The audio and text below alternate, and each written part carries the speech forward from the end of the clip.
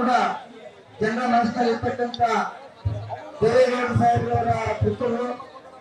ಹಾಗೆ ಮುಂದಿನ ದಿನಗಳಲ್ಲಿ ಈ ರಾಜ್ಯದಲ್ಲಿ ಮತ್ತೊಮ್ಮೆ ತಾಯಂದ್ರು, ಎಲ್ಲ ಸಮಾಜದ ಬಂಧುಗಳು, ಯುವಕರು ಮತ್ತೊಮ್ಮೆ ಅವರು ಮುಖ್ಯಮಂತ್ರಿ ಆಗ್ಬೇಕು ಅಂತ ಹೇಳಿ ಬಯಸ್ತಾ ಇರ್ತಕ್ಕಂಥ ನನ್ನ ನಾಯಕರಂತ ಕುಮಾರಣ್ಣರವರು ಹೊಸಗ್ರಾಮಕ್ಕೆ ಇವತ್ತು ಬಹಳ ಒತ್ತಡಗಳ ನಡುವೆಯೂ ಕೂಡ ಇವರು ಆಗಮಿಸಿದ್ದಾರೆ.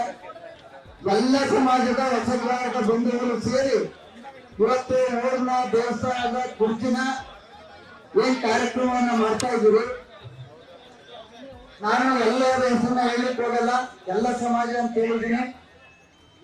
ವೀರಶೈವ ಸಮಾಜ ಇರ್ಬೋದು, ನಾಯಕ ಸಮಾಜ ಇರ್ಬೋದು, ದಲಿತ ಸಮಾಜ ಇರ್ಬೋದು, ಒಕ್ಕಲಿಗ ಸಮಾಜ ಇರ್ಬೋದು, ಸೂಕ್ಷ್ಮಾತಿ ಸೂಕ್ಷ್ಮ ಎಲ್ಲ ಸಮಾಜಗಳು ಸೇರಿ ಎಲ್ಲ ನಮ್ಮ ಮುಖಂಡರುಗಳನ್ನ ಸೇರಿ ಇವತ್ತು ಉದ್ಘಾಟನೆಯನ್ನ ಮಾಡಿದ್ದೀವಿ.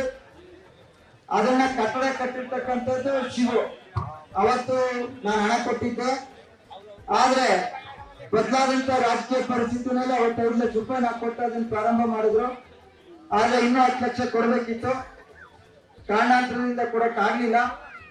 ಈ ಸಂದರ್ಭದಲ್ಲಿ ಹೊಳೆಯಿಂದ ನೀರು ಕೊಟ್ಟಿರ್ತಕ್ಕಂಥದ್ದು ಇರ್ಬೋದು, ನಿಮ್ಮ ಕೃಷಿ ಕೇಂದ್ರ ಇರ್ಬೋದು, ಸುವರ್ಣ ಗ್ರಾಮ ಇರ್ಬೋದು, ನಿಮ್ಮ ಡೈರಿ ಏನ್ ಇವತ್ತು ಬಿಲ್ಡಿಂಗ್ ಇರ್ಬೋದು, ನಾಯಕ ಸಮಾಜಕ್ಕೆ ನಿವೇಶನ ಕೊಟ್ಟಿರೋದಿರ್ಬೋದು, ನಾಯಕ ಸಮಾಜಕ್ಕೆ 75 ಲಕ್ಷ ಹಣ ಕೊಟ್ಟಿರೋದಿರ್ಬೋದು, ದಲಿತ ಸಮಾಜಕ್ಕೆ ನಿವೇಶನ ರೆಕಮೆಂಡ್ ಮಾಡಿರೋದಿರ್ಬೋದು, ಅದಕ್ಕೆ 50 ಲಕ್ಷ ರೂಪಾಯಿ ಮಂಜೂರಾತಿ ಮಾಡೋದಿರ್ಬೋದು, ಜೊತೆಗೆ ನಿಮ್ಮ ಸೈಟ್ಗಳನ್ನ ಹಂಚಿಕೆ ಮಾಡಿರೋದಿರ್ಬೋದು, ಇದೆಲ್ಲವೂ ನೀವು ಕೊಟ್ಟಂತ ಅಧಿಕಾರದಲ್ಲಿ ಕುಮಾರಣ್ಣರವರ ಮಾರ್ಗದರ್ಶನದಲ್ಲಿ ನನ್ನ ಅವಧಿನಲ್ಲಿ ಮಾಡಿರ್ತಕ್ಕಂಥ ಕೆಲಸ ತಮ್ಮೆಲ್ಲರಿಗೆ ಗೊತ್ತಿರ್ಲಿ.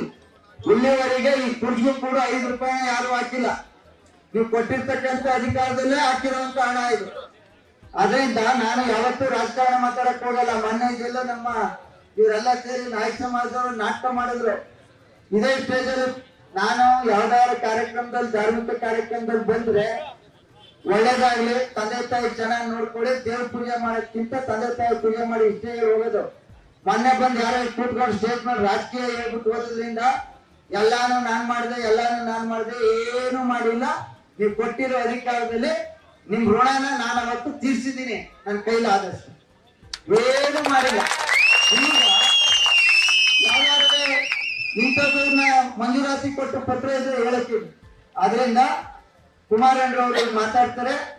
ನಾನು ಮಾತಾಡ್ತಿರ್ಲಿಲ್ಲ. ನಾನು ಯಾವ ಸಭೆಯಲ್ಲೂ ನಾನು ಅದು ಮಾಡಿದೆ ಇದು ಮಾಡಿದೆ ಅಂತ ಎಂದೂ ಹೇಳಿಲ್ಲ. ನಾನು ಕೆಲಸ ಮಾಡಿದ್ರೆ ಪುಣ್ಯಕ್ಕೆ ತಂದೆ ತಾಯಿಗಳು ಕೊಡ್ತದೆ. ನಾನೇನು ಹಿಂದಿದ್ದೇನೆ ಅಂತ ಅದನ್ನ ಮೊನ್ನೆ ನಾಟಕದಲ್ಲಿ ಇದು ಯಾವ್ದು ಜಂಬ ಉತ್ತರಕ್ಕೂ ಅದೇನೋ ಜಂಬಕುಮಾರ ಏನದ ದಕ್ಷಯಜ್ಞದಲ್ಲಿ ಉತ್ತರ ಪೌರಸ ಆತರ ಅದನ್ನ ಹಂಗೆ ಹಿಂಗೆ ಅಂತ ಹೇಳಿದ್ರಿಂದ ಇವತ್ತು ಹೇಳ್ತಾ ಇದ್ದಾರೆ. ಇವತ್ತು ನಾನು ಮಾತಾಡ್ತಿರ್ಲಿಲ್ಲ. ನಿಮ್ಮೆಲ್ಲರಿಗೆ ನಮಸ್ಕಾರ ಮಾಡಿ ಬರೀ ಶುಕ್ರವಾರ ಸೋಮವಾರ ಕೂತ್ ಜನತಾ ದರ್ಶನ ಮಾಡ್ತಿದ್ನಲ್ಲ, ಅಧಿಕಾರಿಗಳನ್ನೆಲ್ಲ ಕರ್ಕೊಂಡು ನಿಮ್ ಮುಂದೆ ಬಂದು ಕೂರಿಸ್ತಿದ್ನಲ್ಲ, ಅದ 3 ವರ್ಷದಲ್ಲಿ 1 ದಿವಸ ಮಾಡಕ್ಕಾಗಿಲ್ಲ. ಇವತ್ತೆಲ್ಲ 1,14,000 ರೂಪಾಯಿ ಪ್ರತಿ ಮಗುಗೂ ಕೂಡ ಇವರು ಮುಖ್ಯಮಂತ್ರಿಗಳು ಸಾಲಕಂಡ್ ಮಾಡವ್ರೆ. ಅದರಿಂದ ಅದನ್ನ ರಾಜಕೀಯ ಸಭೆ ಗೊತ್ತಿದ್ದಾಗ ಮಾತಾಡ್ತೀನಿ.